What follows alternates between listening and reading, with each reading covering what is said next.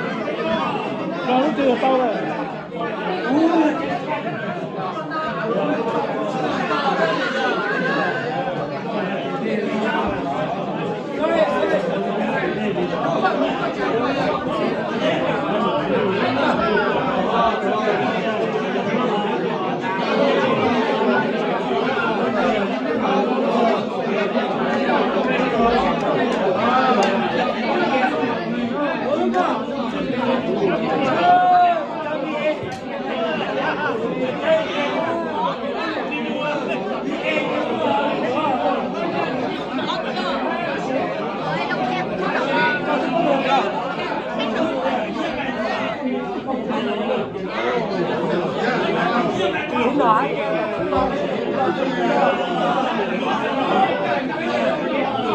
Chỉ là biết thì mà cũng là chuyện cho nó.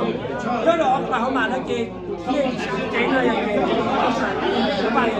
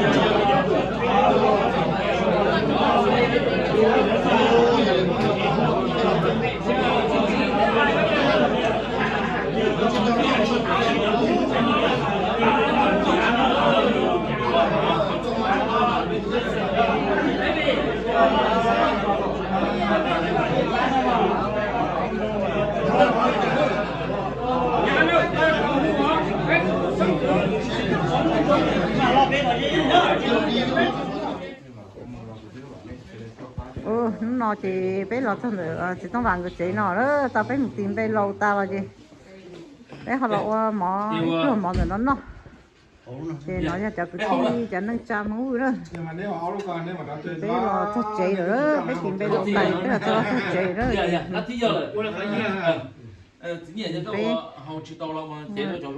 chơi bé chị mua trống chị bé mua gì mà xin ơi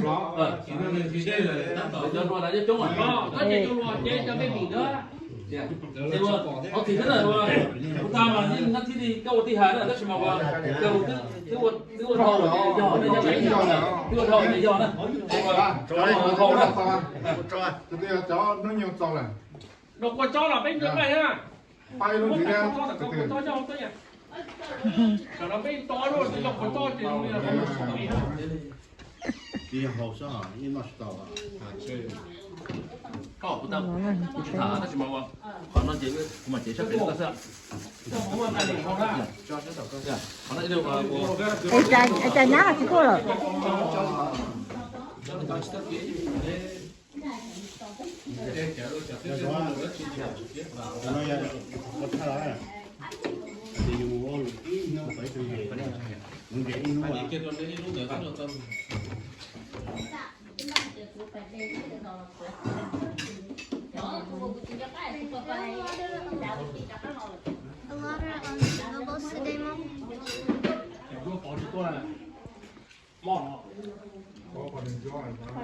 thế à của cha mình nhỏ cho chị cho ra đi à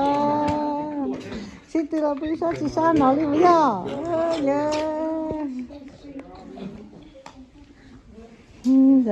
giờ chị chẳng mong gì hết đấy nhá đó tiểu hoa chỉ bóc quả cái nhà phải được này cái lông là tụi nó ha Long đón đây đấy chỉ tao bỏ cái năng mà giờ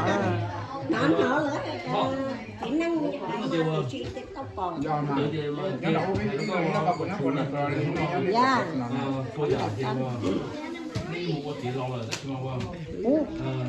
này thế nhá là thôi đi chỉ có không chứ được thôi rồi bên lò bên cũng mình hùng rồi cũng lò riêng bên được cái hùng rồi thì hai nó có chủ theo giờ chỉ có điều để chỉ tổ là giờ chỉ tổ là cũng lúa chi rồi có giống nhau rồi có họ bé cái là gì cái màu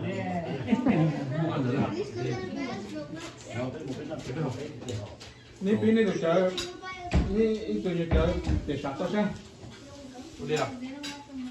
นี่ปีต่อไปมาเลยจะเป็นมาถามเสร็จแล้วมั่วได้จีหรอเดี๋ยวว่าตัวกูเขาตัวเจอเด็กสาวตัวเราต่อก็เป็นมั่วได้จีหรอว่าจะเป็นก็มั่วรู้ได้จีหรอก็ถามใช้วันนี้สีต่อแล้วว่า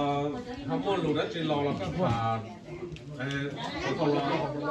trong tập cáo cũng có không kiểu là ba bé hồng lồng thế hòa nó có lồng đá chi trong tập thiết là thảo với lòng thế à chân lo đó đúng không lo ô nhà chơi nha chạy như là chơi cho y lo cái nhân trai cái chỉ tay rồi như là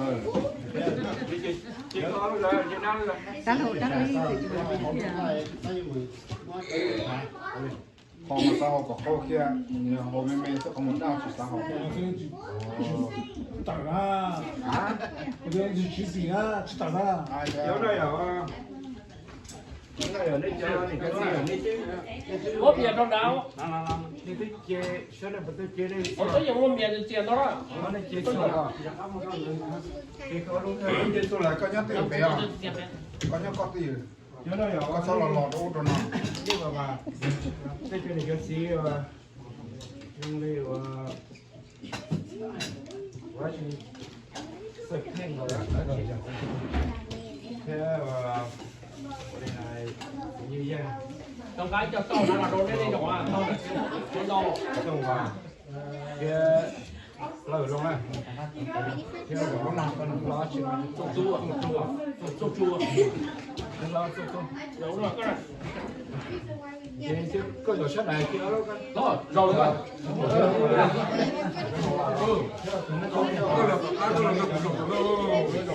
Thì có là tao luôn á. Nó xe.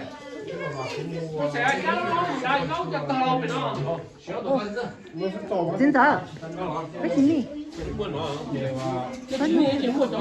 nó chín đi bây giờ cho nó thế ok bây giờ nó từ đầu cho nó muốn nó thôi bây giờ chỉ muốn là cái trong sông ra rồi thay gì chẳng đây gì nó từ bây giờ nó sắp tao rồi do cơ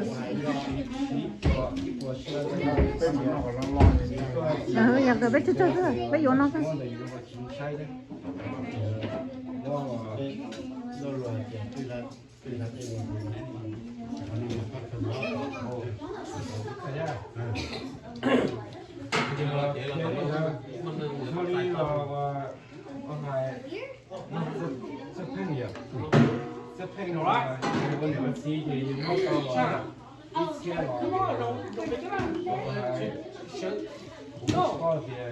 đầu lại mà chú mua bè hả? Tàn hả?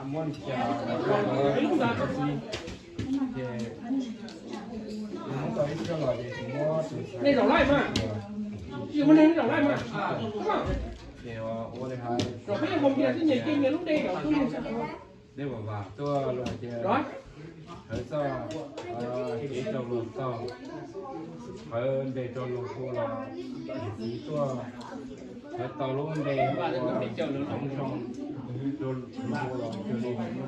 này họ nói là ít họ tàu cái đông xe cho nên từวันthái vào cho nên tôi biết nên không tìm ra nên mình lấy chỉ đây tôi là hai tàu đi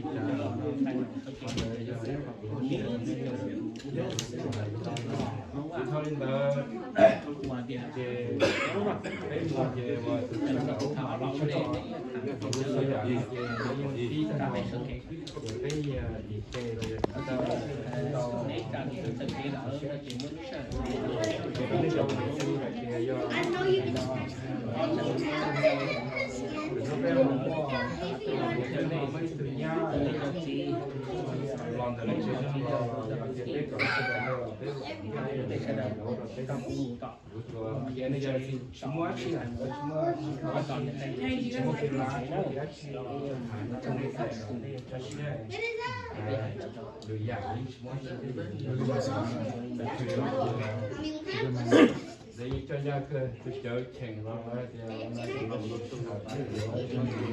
để trái thì theo họ nhưng mà cho đến sau chỉ để họ chỉ sau chỉ có hai là cái họ tàu bạc của chợ rồi thế tàu cũng biển thế thì mùa gì bây giờ mà giờ mùa họ thì tết thì chơi về để lúc bên nó thì chia giờ thì bỏ được bên nó có thể đất con này trong đó đi một chỗ đấy để bỏ tiếp của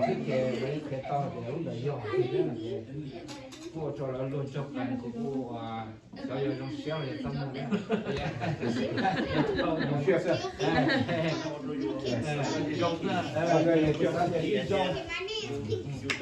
nó luôn thế trong cái sao đấy trong cái tàu cá nó phi nó chơi là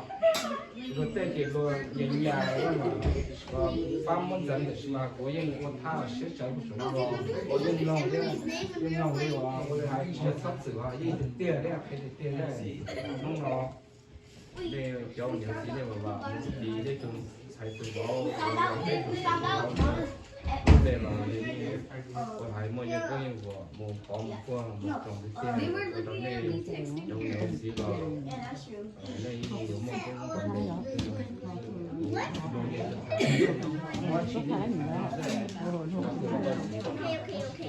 để cái hấu nó sao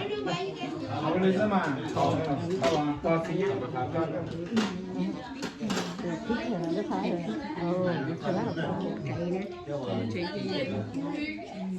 Roman, listen, listen. Yeah, vậy chỗ này là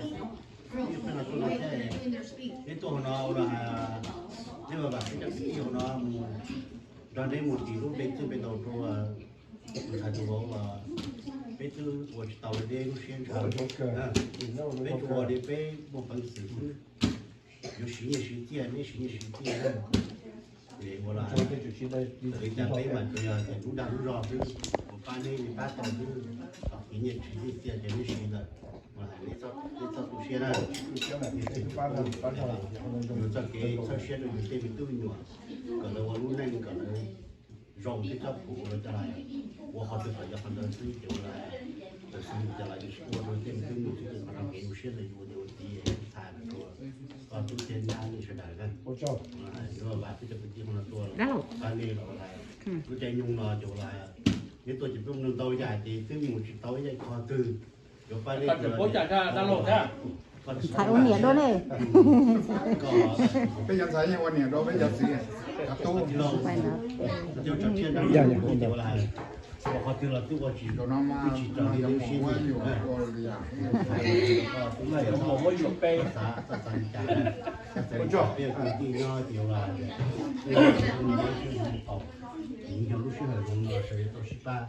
và không đấy xin luôn chỉ là sự kiện và cũng theo là cũng sẽ là hiện tại กาแฟเนี่ยจะเป็นชวนเนี่ย cái này nhưng mà cái nó dễ có cho tại sao cũng nó là cái chuyện của cái gì thì dạ và tôi sẽ tạo cái là đã chỉ là Chủ nhà cái đó là cái chuyện cái có cái lý do nó nhưng mà chỉ Cô tan hết rồi đó. từ trong các cái phần đó là cái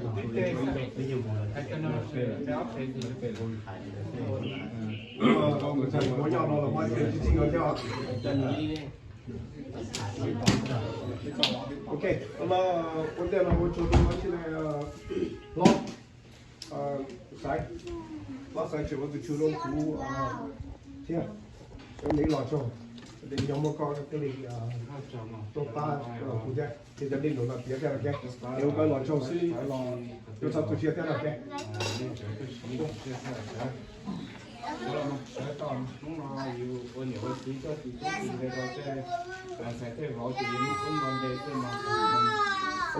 Bé họ chỉ tông vào đây. Chỉ tông vào đây, chỉ tông vào đồ chế. Chỉ tông vào đây. Con nhìn thấy tông vào cái chỗ này. tổ ba cái kiến đi nó sẽ tiến nó sẽ ok. Còn đây là chỗ xí là sửa cái sao tôi chia Đúng không? Rồi chế bé tôi chỉ chế với tao rồi. Ở chỗ này anh ấy chỉ ở này thì ba bé ở bên chỗ họ lười chế kia ở này trong đâu này. Bé chỉ muốn làm từ. Giờ bắt lò nó chỉ phân nhau lúc lư thìว่าอยากจะเราbắt chỉ lò nè đúng không? Cái thứ bề nhưng mà thôi chỉ là cái bề không lợi. Dạ. Cái kia tao nó sửa cái dòng tay thôi. Ok, thế nói gì chứ nó cho nó Tin tay sao? bây giờ cái kho cái giờ cái đầu bộ nó này nàyวันนี้รู้เชื่อที่รู้ใจรู้ยำเชื่อนี่มันจะเกี่ยวกับบ้านกูใช่ไหม Giờ cái trồng tinh nhau của mà nó nữa. Con này trồng đâu thế à? Đã một lần đấy là ưu tiên nhân gì mà chỉ ưu tiên à? Này như chỉ tôi là cũng tôi ăn nó thế à?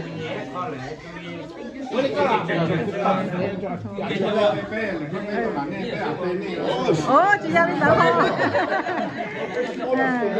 Đã một lần đấy là ưu tiên nhân gì mà chỉ là chỉ mà tôi bán này đi bán tàu ok?